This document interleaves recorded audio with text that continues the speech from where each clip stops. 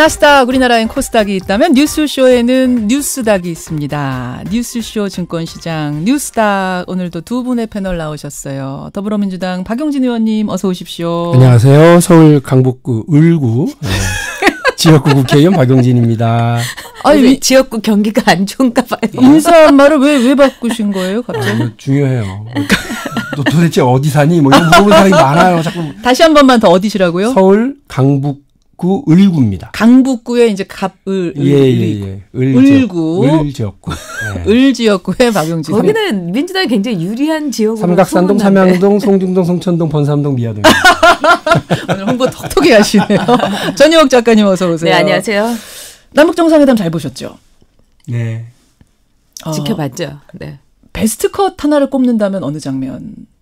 전 작가님. 저는 그 김정은이 이 방명록에다가 서명하는 그 순간이었어요. 근데 이제 쭉 그 중계를 지켜봤으니까 예, 또 예. 굉장히 오래 시간이 걸렸잖아요. 이렇게 쓰는 거에 비하면. 예, 그래서 아니 얼마나 긴 문장을 쓸까 하는데 의외로 이제 두 문장에 불과했잖아요. 그런 걸 볼 때 아 이거를 굉장히 이미 연습했고 또 여기에 대해서 다시 한번 확인하고 그러니까 굉장히 그 치밀한 인물이라는 거. 예. 그다음에 이제 우리는 역사라고 하지만 북한에서는 멱사라고 하지 않습니까? 그렇죠. 그러니까 북한식으로 역사라고 쓰지만은 거기서 27에서 7자를 예. 그러니까 서양 사람들이 1하고 7을 이제 구분하기 위해서 7에다가 이렇게 가로로 줄을 찍어요. 그렇죠. 예. 그러니까 그는 완전히 스위스 유학파의 또 이 흔적이 있는 거예요. 우리 7자하고 다르네요. 그러고 그렇죠. 보니까. 우리가 보통 그렇게 안 쓰잖아요. 안 쓰죠, 우리는. 그렇기 때문에 참 어떻게 보면은 그 캐파시티가 프린티지가 굉장히 넓은 인물이라도 볼 수 있고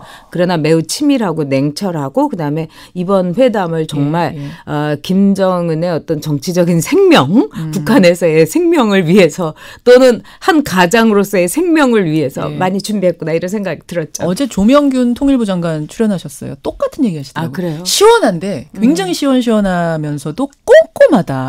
치밀하다. 저는 그래서 한 거의 소설 쓰는 줄 알았어요. 그랬는데 딱 두 줄이더라고요. 네. 거기가 인상적이셨다. 네. 박용진 의원님은 베스트 컷 제일 인상적인. 저는 약간 엉뚱한데요. 네. 꽝 우는 소리가 들리더라고요. 꽝은 우는 소리 들어보셨어요? 그 도보다리 산책. 도보다리 산책할 때. 그게 꽝이었어요? 아니 막 짹짹짹짹 소리가 네, 들렸는데 새소리. 저는 갑자기 보고 있는데 그 꽝 우는 소리가 진짜 꽝 하고 울어요. 쾅쾅 이런 소리가 나요. 꽝은 꽝하고 옵니까? 네, 그 수컷 장기가 짝지을 때쯤에서 이 봄 때 그래요. 한번 울어보세요. 꽝 그래요. 진짜로. 그래서 저의 사는 동네가 바로 뒤에가 이제 북한산인데 예. 그 둘레길을 걷다 보면 예. 꽝꽝 하는 소리가 들려요. 그러니까 알아들으셨구나. 예, 평소에 예, 들으시니까. 아니 그래서 그 무슨 느낌이었냐면 뭐야 저기. 그 온 세계가 지금 숨죽이고 저 사람들이 무슨 얘기를 하나 막 귀를 탁탁 기울이고 있는데 새소리와 꽝 우는 소리가 들리는 거 있잖아요. 그러니까요. 느낌이 묘하더라고요. 와 저런 삭막한 판문점에도 꽝도 살고 있구나. 새소리가 있는 곳이구나. 맞아요. 저기에 이제 남북의 정상들이 만나서 뭐라고 둘이서 밀담을 나누는데 예. 멱살 잡거나 뭐 이러는 게 아니라 평화로운 서로 평화롭게 조곤조곤 예. 대화가 가능한 거구나. 어느 정상이 단둘이서 만날 수 있겠습니까? 대화가 다른데 언어가 다른데 맞아요. 같은 민족이니까. 통역 없이 예. 단둘이. 정말 중요한 시간이었을 거라고 생각이 되는데 느닷없는 꽝 소리. 야, 두 분이 뽑은 베스트 컷 굉장히 특이하네요. 다른 분들은 대부분 군사분계선 넘나드는 거 뭐 이런 거 대부분 말씀하셨는데 역시 아주 특별한 시각을 갖고 계신 두 분과 함께 특별한 진짜 뉴스다. 박용진 의원은 특별한 것 같아요. 특별하고 꽝 소리를 들으시. 자, 이 두 분과 함께 상한가부터 가보겠습니다. 아마 상한가도 정상회담에서 멀리 가진 않으셨을 것 같아요. 전유옥 작가님. 저는 그 정용진 안보실장을 상한가로 꼽았습니다. 정의용 안보실장. 참 정의용. 죄송합니다. 네네네. 제가 지금 너무나 박용진 의원에 대해서 저한테 집중하지 마세요. 제가 원래 남자한테 집중을 잘해요. 정의용 안보실장 상한가. 박용진 의원의 상한가 누굽니까? 저는 꽝 울던 그곳 판문점. 판문점. 네. 아니 근데 좀 사람에 대해서 관심을 가져보세요. 맨날 그 사건 뭐 이런 장소 이런데 저처럼 사람 뭐 젊은 남자 뭐 이런 데 관심을 가져보세요. 근데 오늘은 판문점을 꼽아오신 게 아주 제대로 꼽아오셨어요. 네, 사실은 어제 정하셨잖아요. 네. 어제 정하셨을 때만 해도 그렇죠. 트럼프가 맞아요. 트윗 날리기 전이었어요. 네. 트윗 날리기 전이었는데 그 사이에 트윗을 날렸어요. 북미 회담도 판문점 어떻겠느냐 맞아요. 고민해보자. 네. 제대로 잡아오셨어요. 판문점. 맞아요. 진짜 칭찬합니다. 제대로 해안이 있으셨는데 저는 이제 판문점 하면 사실은 그동안의 이미지가 우중충함. 도끼 만행 사건. 도끼 만행 사건. 맞아요. 가검물, 무채색 가검물. 군인들은 아무 표정 없고. 이번에 완전 바뀌었어요. 그러니까요. 예. 그러니까 뭐 우리가 오총영 씨의 귀순 사건. 총 갈겨버리고 거기 가서 사람 겨우 빼오고 맞아요. 이런 살벌한 지역. 또 아까 말씀드린 도끼 만행 사건도 있었던. 예. 근데 이 판문점이 그 평화 대박의 상징으로 거듭날 것 같다. 이런 느낌이라서 상한가를 정했고요. 예. 아까 말씀하신 것처럼 이제 북미 정상회담의 장소로도 물망에 올라서 느낌이 뭐냐면요. 예. 우리 저 포츠담 선언, 얄타 회담, 예. 카이로 선언 뭐 이런 거 다 알잖아요. 그렇죠. 근데 카이로는 대충 어디쯤 있는 줄 알지만 알죠. 포츠담, 얄타 어디 있는지 잘 몰라요. 그런데 그럼에도 불구하고 그 지역에 대해서는 초등학교 때부터 배우거든요. 교과서에 다시. 저는 아마 우리 전 세계 어린이들이, 전 세계인들이 이번 북미 회담의 장소로 판문점이 또 된다 그러면 이제 판문점 선언, 판문점 정상회담 이거를 역사에서 배울 거라고 봐요. 세계 역사의 한 그 획을 긋는 전환점의 장소가 바로 이 판문점이 될 것 같아서요. 예. 판문점은 이제 포츠담 얄타처럼 세계적으로 아주 유명한 상징 지역으로 역사에 남을 거다. 이 생각이 듭니다. 진짜. 잠깐 이제 제가 상식 차원에서 말씀드리자면 얄타는 구소련의 흑해 연안의 크림반도에 지역이고요. 있습니다. 포츠담은 독일 베를린 근처. 아니 그래서 우리 그 윤우덕 의원이 늘 하시는 말씀이 뭐냐면 네. 판문점이라 하지 말고 파주 선언이라고 해라. 왜냐하면 파주에 있거든요. 그래서 그 주소지까지 맨날 불러가면서 저희들한테 얘기를 하셔요. 그러나 우리가 뭐 저 포츠담이 브란덴부르크 주에 있다는데요. 그 주에 있다고 브란덴부르크 주 선언 이렇게 안 하거든요. 아니 정말 똘똘한 어린이에요. 박용진 어린이는. 아니 그러니까 어쨌든 우리 윤우덕 의원님도 서운하시더라도 파주 시민들도 서운하시더라도 이건 어쩔 수 없어. 윤우덕 의원님 이해해 주세요. 파주가 지역구죠. 그래요. 판문점 선언 당연히 판문점 상한가 줄 법합니다. 전효옥 작가님의 상한가는 정의용 안보실장. 사실은 뭐 정의용 안보실장 외에도 주역들이 굉장히 많은데 왜 정의용 안보실장을 콕 찍으셨습니까? 정의용 안보실장을 콕 찍은 이유는 저는 이렇게 다른 사람들의 기대를 넘어서는 성과를 올린 인물들의 참 그 흥미가 있어요. 그러니까 잘할 것 같은 사람이 잘한 거 말고. 네. 예상 밖으로 더 잘한 사람. 근데 뭐 이분이 능력이 결코 모자란 분이 아니라 처음에 워낙에 이제 통상 전문가로서 OECD 대사를 했기 때문에 굉장히 많은 분들이 북핵 전문가가 없는데 어떻게 북핵 문제를 해결할 수 있겠느냐. 문제 있다. 청와대 라인이. 맞아요. 이랬는데 그것을 굉장히 보기 좋게 아주 넘어서면서 멋진 모습을 보여줬고요. 제가 이제 이분하고 이제 같이 이 국회에 있을 때 이제 출장도 가보고 그러는데 전 굉장히 감동했던 인물이었어요. 어떤 면에서? 정말 사심이 없이 오로지 나라를 위해서 일만 해요. 그래서 그 당시 이제 단장으로 갔던 분이 좀 사심이 많은 분이었어요. 그랬는데 아니 뭐 그건 얘기할 필요가 없죠.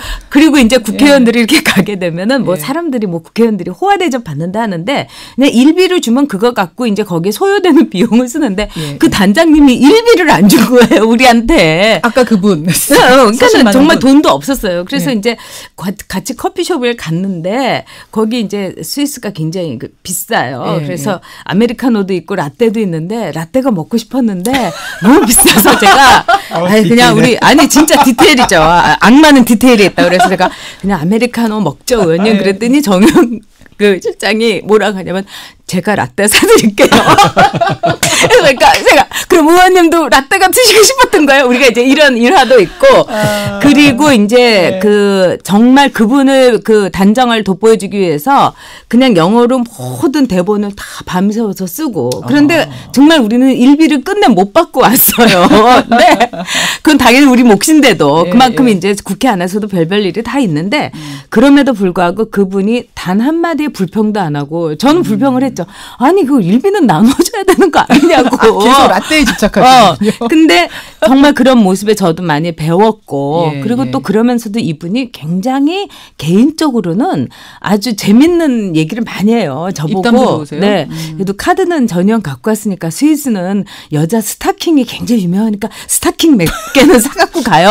그리고 이제 시계가 아니고요? 네, 그래서? 스타킹. 그래요? 네. 그래요? 아니, 그 시계를 어떻게 사요? 돈도 없고, 일비도 없는데. 스타킹이라도 사가라. 네. 그리고 이제 당시에 이제 열린우리당하고 이제 우리 한나라당하고 분위기가 굉장히 달랐잖아요. 네, 근데 네. 같은 상임위에서 있는데 네. 이제 열린우리당은 이념과 가치에 집착해 있고 또 이 한나라당은 이제 존속에 집착해 있는데 네. 이 와중에 이분이 거기서 뭐라 그냥 우리 부부 동반 그 노래방 모임을 하죠 이런 거. 그러니까 다들 딱 해가지고 여야가 함께 하자 네, 한번 그러니까 한국 그만큼 순수한 데가 있고 아주 좋은 분이에요. 근데 이번에 제가 이제 예, 예. 이분한테 놀란 것은 예. 이 북미를 통해 가지고 연결시키는 어떤 밑밥과 바탕을 깔아줬다는 거. 아하. 이게 없었다면 사실 이번 회담을 우리 국민들이 이건 상당히 의미가 있고 성과가 있을 것이다. 예. 이렇게 볼 수는 없었죠. 그런 점에서 이분의 그 예. 사심 없고 헌신적인 그리고 기대를 딱 없는 그런 정치력이 돋보였다 이렇게 기대를 봅니다. 뛰어넘는. 그러니까 안보 분야의 전문가가 아닌 통상 전문가, 외교 네. 전문가인데 이 사람 안보실장 괜찮겠냐? 사실 우려 되게 많았거든요. 처음에 그랬죠. 야당에서 네. 반대도 했고. 네. 근데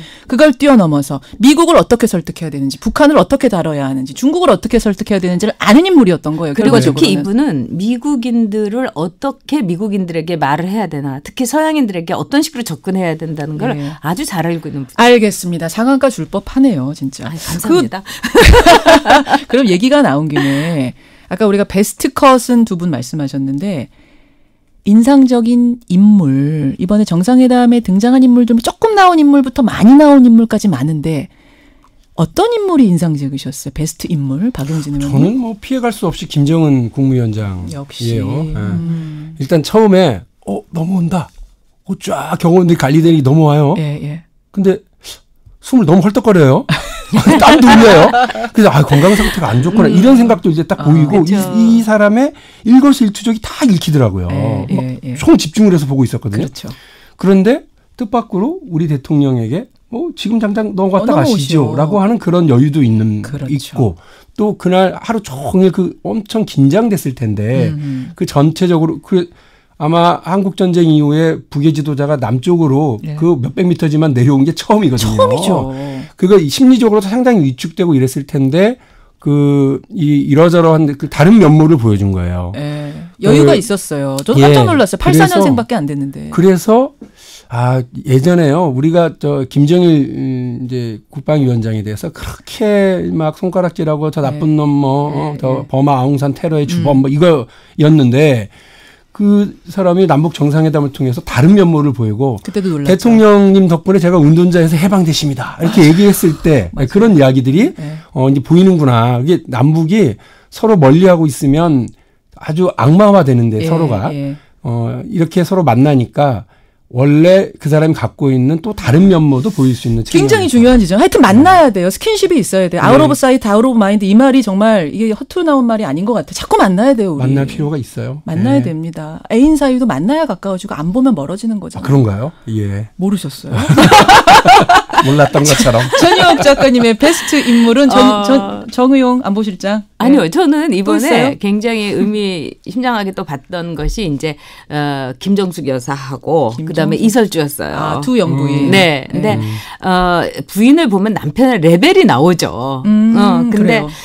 이설주의 경우는 경호원을 당황시킬 정도로 오른쪽으로 내리지 않고 거기에 이제 김정은이 내렸기 때문에 이 말하자면 왼쪽으로 내렸다는 거 아니에요. 그러니까 존엄에 이걸 밟으면 안 된다. 이래서 물론 굉장히 남편이라고 칭은 했지만 남편께서는 사실은 그거는 어법에 맞지 않거든요. 자기 남편을 그렇게 깨서는 하는 거는 그럼에도 불구하고 굉장히 이 정상적인 부부의 모습을 보여줬는데 그렇죠. 그러나 이설주도 역시 우리의 김정숙 여사한테는 족탈불급이었던 것 같아요. 왜요? 그러니까 왜요? 굉장히 화나고 네. 그다음에 뭐 그런 자리에 가서도 조금 더 이제 긴장하는 거 없이 김정숙 여사.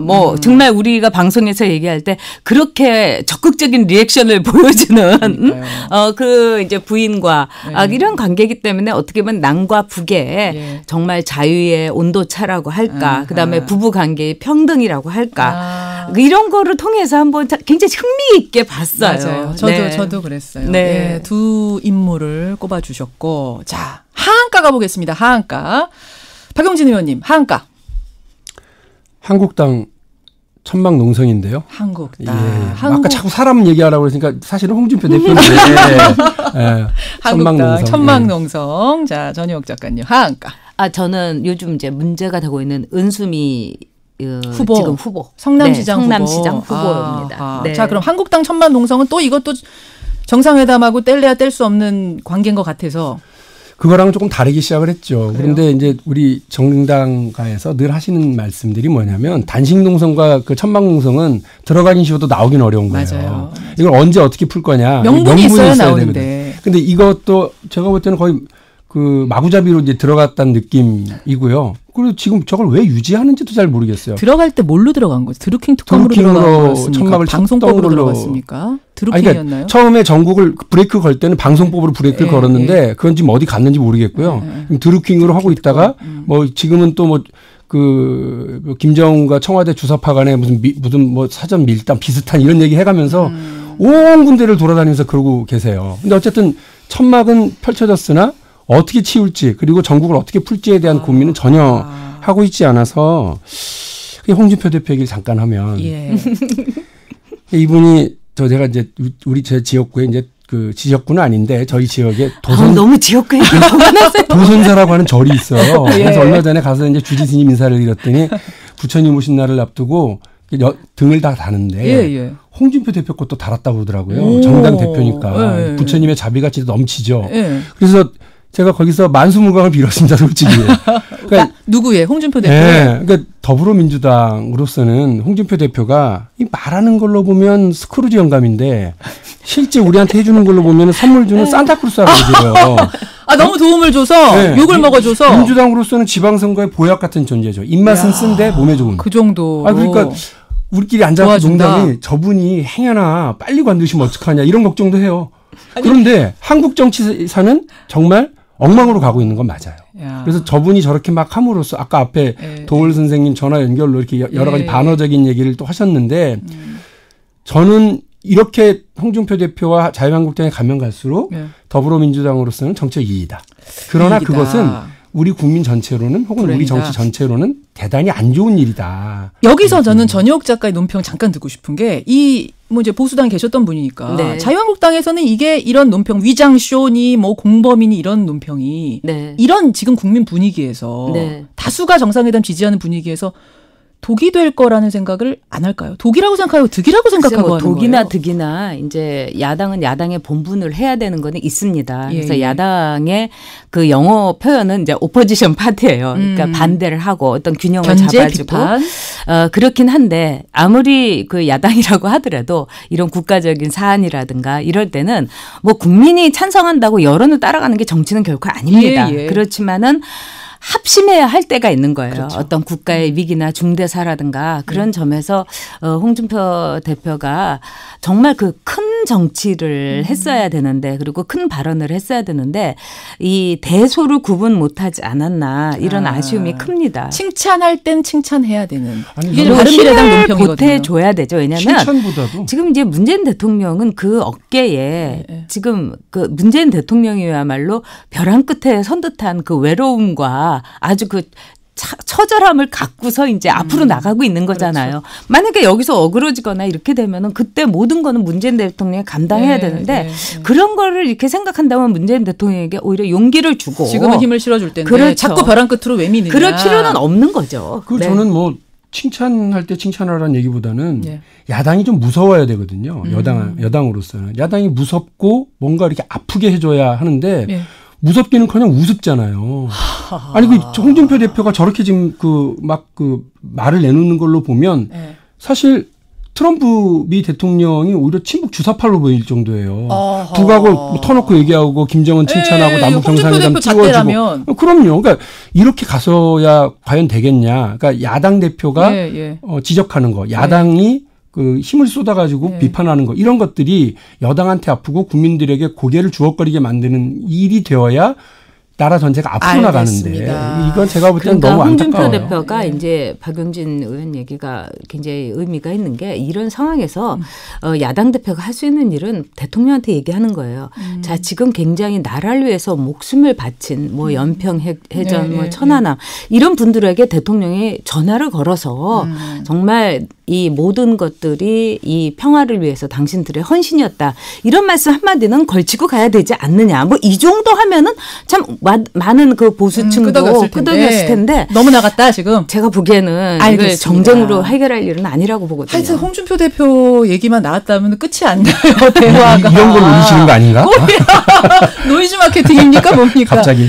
은수미 성남시장, 더불어민주당 성남시장 후보는 왜 하한가요, 전 작가님? 지금 이제 은수미 이제 후보가 하는 말이, 이제 자신은 한 푼도 안 받았다. 잠깐만요. 정리를 할게요. 우선 모르시는 분도 계셔서. 그러니까 조직폭력배 출신 사업가한테 차량 유지비하고 운전기사 월급을 지원받았다라는 의혹이 제기가 된 거예요. 근데 이제 은 의원은 몰랐다. 자원봉사자인 줄 알고 받았다. 이렇게 지금 의견이 팽팽한 상황. 그래서 이제 1년에서 한 달 모자란 동안 이제 한 달에 거의 300여만 원이니까 한 3,300만 원, 한 3천만 원을 이제 제공을 받은 거예요. 이건 엄청난 겁니다. 그런데 조폭인 줄 몰랐다. 단순히 자원봉사자인 줄 알았다. 1년을 자기를 수행을 해준 운전사하고 이야기를 하면서 그 돈이 어디서 나왔으며 그 사람이 누군지도 몰랐다.